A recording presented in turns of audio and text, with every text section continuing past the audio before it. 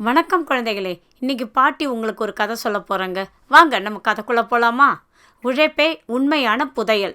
மங்களம் என்ற ஒரு அழகான கிராமம். அங்கே முருகன் என்ற உழைப்பாளியான விவசாயி வாழ்ந்து வந்தார். அவருக்கு ரவி, சோமு, மணி என 3 மகன்கள். 3 பேரும் நல்ல உடல் வலிமை கொண்டவர்கள். ஆனால் மிகுந்த சோம்பேறிகள். ஒரு துரும்பை கூட கிள்ளி போட மாட்டார்கள். தந்தை வயலில் கஷ்டப்படும் போது இவர்கள் மரத்தடியில் அமர்ந்து அரட்டை அடித்து கொண்டிருப்பார்கள். தன்னுடைய காலம் முடிவதற்குள் மகன்களுக்கு உழைப்பின் அருமையை உணர்த்த வேண்டும் என்று முருகன் நினைத்தார். ஒரு நாள் அவர் நோய்வாகப்பட்டு படுக்கையில் இருந்தபோது மகன்களை அழைத்தார். மகன்களே என்று பலகீனமான குரலில் பேசினார் முருகன். என்னால் இனி வயலுக்கு வர முடியாது.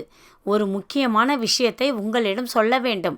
நம் முன்னோர்கள் ஒரு பெரிய தங்கப் புதையலை நம் நிலத்திற்கு அடியில் புதைத்து வைத்திருக்கிறார்கள்.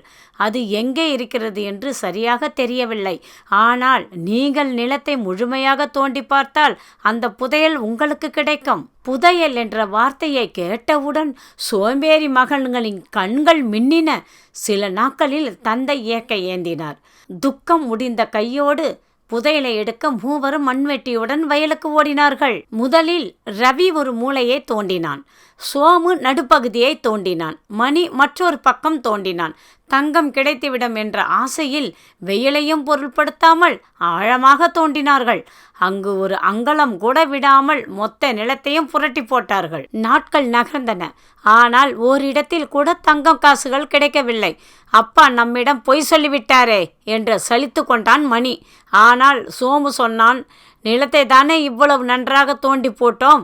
அப்படியே விட்டுவிட்டால் ஊரே சிரிக்கும். இதில் விதையை தூவும். வேறு வழி இல்லாமல் மூவரும் சேர்ந்து தரமான நெல் விதைகளை வாங்கி நிலத்தில் விதைத்தார்கள். அந்த ஆண்டு மழை நன்றாக பெய்ந்தது. நிலத்தை ஆழமாக தோண்டி இருந்ததால் பயிர்கள் முன்னை விட இல்லாத அளவுக்கு செழிப்பாக வளர்ந்தன.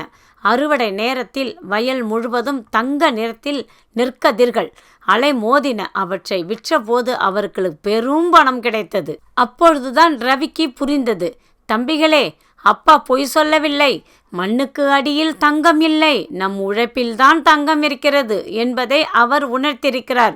நாம் நிலத்தை தோண்டியதால் வந்த பலன்தான் இந்த லாபம். அன்று முதல் அவர்கள் சோம்பேறித்தனத்தை கைவிட்டு சிறந்த விவசாயிகளாக மாறினார்கள். என்ன குழந்தைகளே, உழைப்பை உயர்வு தரும். விடாமுயற்சியை ஒருவனின் உண்மையை புதையல்.